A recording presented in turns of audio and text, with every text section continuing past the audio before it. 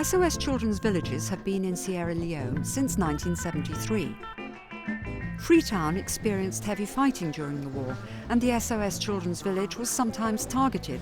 But the village also became a sanctuary for thousands of refugees fleeing the bloodshed.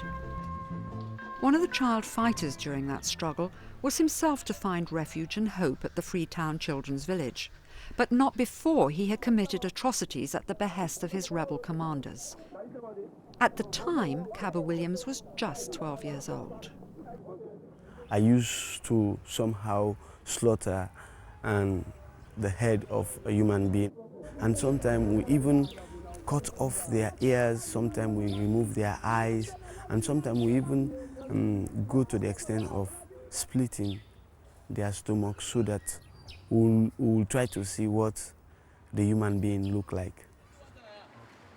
Since I've been to SOS Children's Village, my life has completely changed from that of the barbaric act I was doing, and consider that I've been regained my childhood, and I've been introduced to society, and I've been somehow recognized.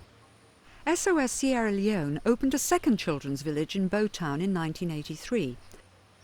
With 10 family homes, 127 children and youths, a health clinic, kindergarten and Herman Gemeiner International School, the SOS Children's Village in Bow has provided hope and protection to many of the town's helpless victims of conflict.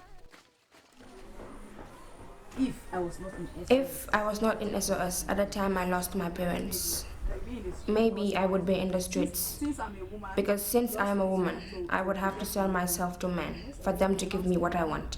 Because I need to buy clothes and have a good living. But now, because I was in SOS, it made me to have a content mind, and it made me understand how life is.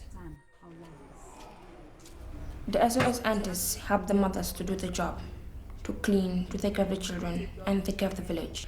We make sure that the children are in a very good order, and we share the same love with them.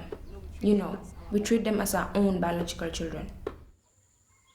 The SOS Children's Village in Freetown has 12 family homes, a health clinic, and various workshops. Its associated youth home caters for 25 SOS youths aged between 14 and 20.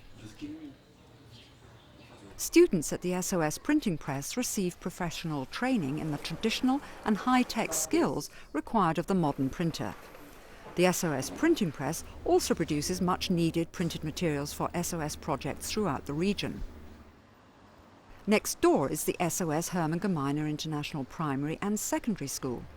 The school provides quality education for the more than 500 students drawn from both the surrounding communities and the SOS Children's Village. Next to the Herman Gemeiner International School is the SOS Home for the Physically Challenged. This is a residential centre for children who are disabled or challenged by congenital deformity and polio.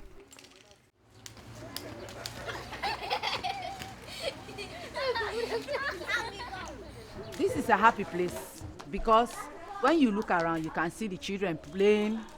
They can play football, they can skip, they can launder, they can cook for themselves. They are engaging themselves in self-care activities that able people can do. We have some of our children out now who have been partially resettled, and they are well integrated into the society. They are doing fine. So I believe we are achieving much in that area.